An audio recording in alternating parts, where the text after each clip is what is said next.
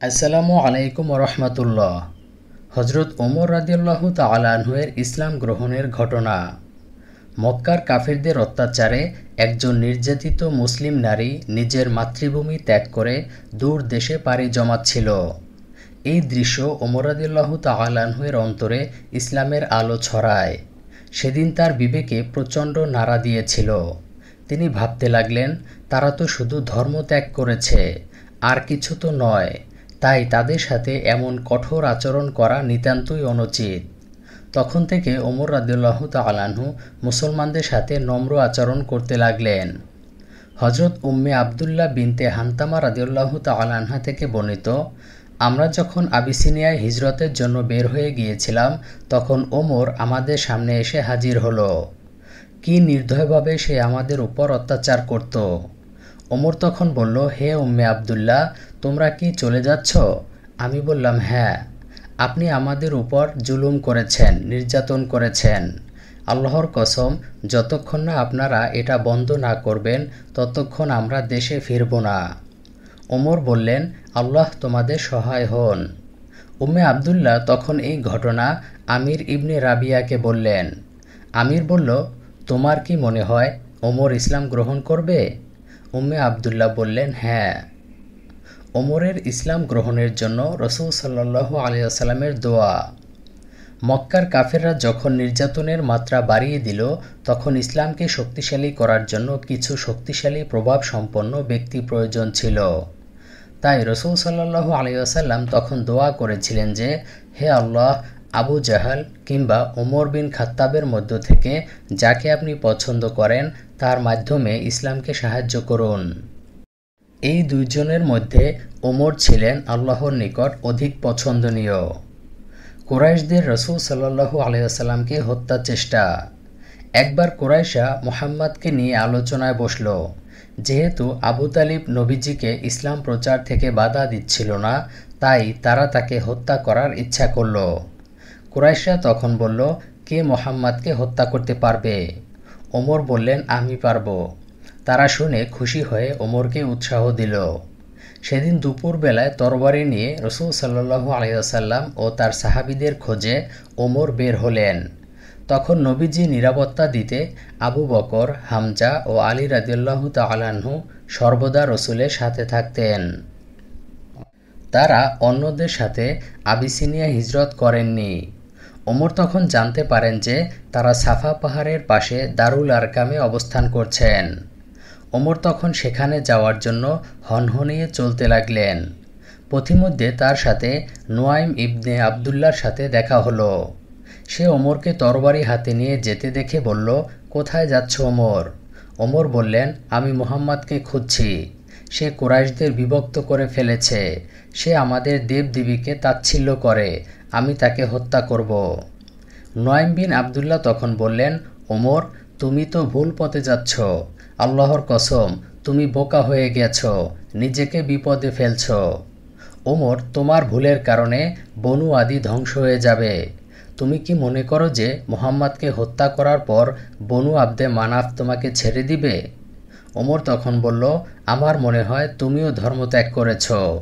যদি আমি তোমার ধর্মত্যাগ করার ব্যাপারে জানতে পারি, তাহলে প্রথমে তোমাকে হত্যা করব। নুয়াইম বিন আবদুল্লাহ রাদিয়াল্লাহু তাআলা আনহু বুঝতে পারলেন যে ওমরকে এভাবে থামানো যাবে না। তাই তিনি বললেন, তোমার বোন এবং তোমার ভগ্নিপতি মুসলমান হয়ে গেছে। তারা তোমার দেবদেবীর উপাসনা ছেড়ে আল্লাহর উপাসনা শুরু করেছে। তুমি তো ভুল পথে আছো। বোনের বাড়িতে ওমরের হামলা। নুয়াইম রাদিয়াল্লাহু তাআলা আনহু-এর নিকট এই কথা শোনার পর ওমর তার বোনের বাড়িতে হাজির হলেন। দরজায় করাঘাত করার পর ভেতর থেকে বলল, কে? ওমর বললেন, আমি খাত্তাবের পুত্র, দরজা খোলো। তার বোন এবং ভগ্নিপতি একটি কাগজে কোরআন পড়ছিলেন। তারা যখন বুঝতে পারেন যে ওমর এসেছে, তখন তারা সেই কাগজটি লুকিয়ে রাখলেন। ওমর ঘরে প্রবেশের পরেই বললেন, তোমরা কি পড়ছিলে? আমি বাড়িতে প্রবেশের সময় শুনতে পেয়েছি। তখন তারা বললেন, আমরা তো নিজেদের মধ্যে কথা বলছিলাম। ওমর তখন উত্তেজিত হয়ে বললেন, সম্ভবত তোমরা ধর্ম পরিবর্তন করেছ। তখন ওমরের ভগ্নিপতি বললেন, হে ওমর, যদি আপনার ধর্ম ব্যতীত অন্য ধর্মে সত্য লুকিয়ে থাকে তাহলে কি হবে? ওমর তখন তার ভগ্নিপতি সাইদের উপর আক্রমণ করেন। ওমর ছিলেন প্রচণ্ড শক্তিশালী। তিনি সাইদকে ধরাশায়ী করে ফেললেন। ওমরের বোন স্বামীর বেহাল অবস্থা দেখে স্বামীকে বাঁচানোর জন্য এগিয়ে আসলেন, কিন্তু ওমর তাকে ধাক্কা দিয়ে দূরে সরিয়ে দিলেন। আঘাত লেগে ফাতিমা বিন খাত্তাব রাদিয়াল্লাহু তাআলা আনহার মুখ থেকে রক্ত বের হচ্ছিল। ফাতিমা তখন রেগে চিৎকার করে বললেন, হে আল্লাহর শত্রু, আমরা একমাত্র আল্লাহর উপর ঈমান এনেছি বলে কি তুমি আমাদের উপর অত্যাচার করছো? ওমর বললেন, হ্যাঁ। তখন ফাতিমা রাদিয়াল্লাহু তাআলা আনহা বললেন, তাহলে তোমার যা ইচ্ছা করো। আমি সাক্ষ্য দিচ্ছি যে আল্লাহ ছাড়া কোনো ইলাহ নেই আর মুহাম্মদ সাল্লাল্লাহু আলাইহি ওয়াসাল্লাম আল্লাহর রসুল। ওমর রাদিয়াল্লাহু তাআলা আনহু এই কথা শুনে অনুতপ্ত হলেন। তিনি তার ভগ্নিপতিকে ছেড়ে দিলেন। তখন বললেন, তোমরা যেই কাগজ থেকে পড়ছিলে তা আমাকে দেখাও। ফাতিমা বিন খাত্তাব রাদিয়াল্লাহু তাআলা আনহা বললেন, তুমি অপবিত্র হয়ে আছো। যারা পাক পবিত্র তারাই সেটা ধরতে পারবে। ওমরের কোরআন পড়া। ওমর রাদিয়াল্লাহু তাআলা আনহু তখন বাহির থেকে হাত মুখ ধুয়ে আসলেন। এরপর বোনের হাত থেকে কাগজটি নিয়ে পড়তে লাগলেন। তহা মা আনজালনা আলাইকাল কুরআনা লিতাশকা ইল্লা তাযকিরাতাল লিমান ইয়াখশা তানজিলাম মিম্মান খালাকাল আরদা ওয়াস সামাওয়াতিল উলা আর-রাহমানু আলাল আরশি ইস্তাওয়া লাহু মা ফিস সামাওয়াতি ওয়া মা ফিল আরদি ওয়া মা বাইনাহুমা ওয়া মা তাহতা আস-সারা ওয়া ইন তাজহার বিল কওলি ফাইন্নাহু ইয়ালামুস সিররা ওয়া আখফা আল্লাহু লা ইলাহা ইল্লা হু লাহুল আসমাউল হুসনা। অর্থাৎ, তহা, তোমাকে কষ্ট দেওয়ার জন্য আমি তোমার প্রতি কোরআন অবতীর্ণ করিনি, বরং যে আল্লাহকে ভয় করে তার জন্য উপদেশ হিসেবে অবতীর্ণ করেছি।